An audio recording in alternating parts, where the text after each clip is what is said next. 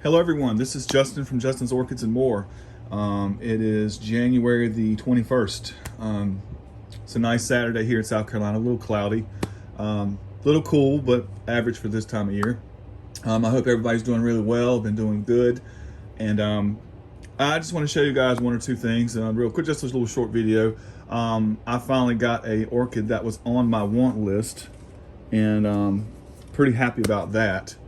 Why don't we just go ahead and I'll show you. My buddy Vincent, a friend of mine from Instagram, he hit me up because I had told him that I was looking for this plant. And he let me know that Brookside had him for sale, and actually had him for sale for a good price. But I'll go ahead and show you the plant. This is Epidendrum parksonium. And I have been looking for this plant for a long time. They're not cheap. Let me back up a little bit. Yeah, they're not cheap. And this is actually a good one from Brookside. I can tell they've had it in a humid spot to have this moss growing like it does. And like I said, it has a good root system.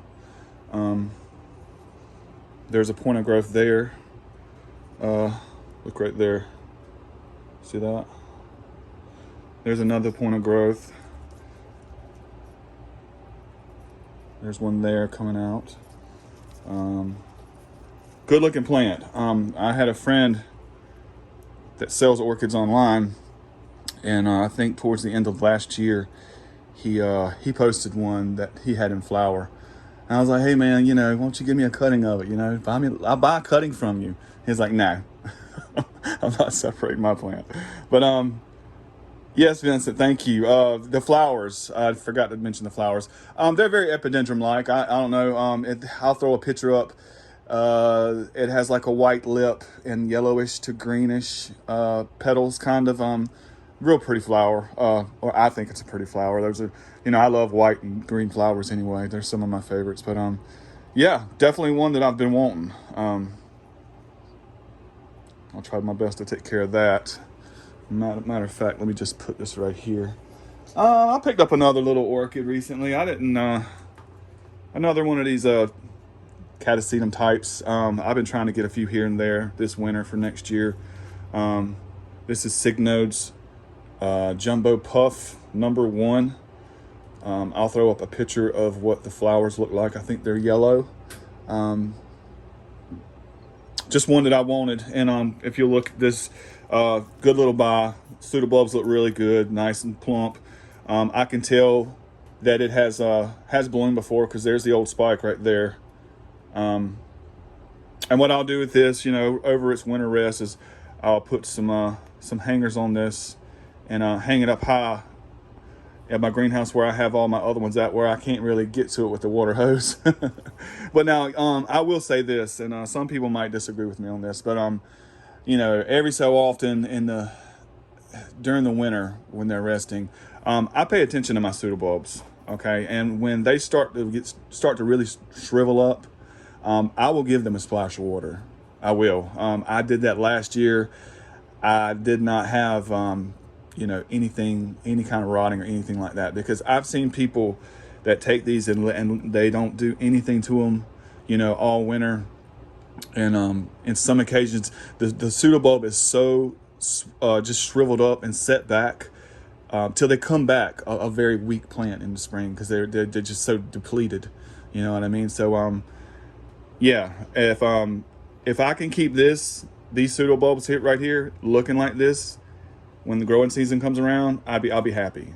But if they're all like really shriveled up and stuff like that, the plant's just going to come back weak. That's just my opinion, So that's what I do. But anyway, yeah, that's another one to add to the collection. Hopefully that one is going to be a good grower for me. And I'm getting ready to fertilize today. And I just thought I would talk about this while I'm talking about some things. I've been using this for years and years and years. I use this on all my plants, not just orchids, all my house plants. I've used it on my vegetables in my garden.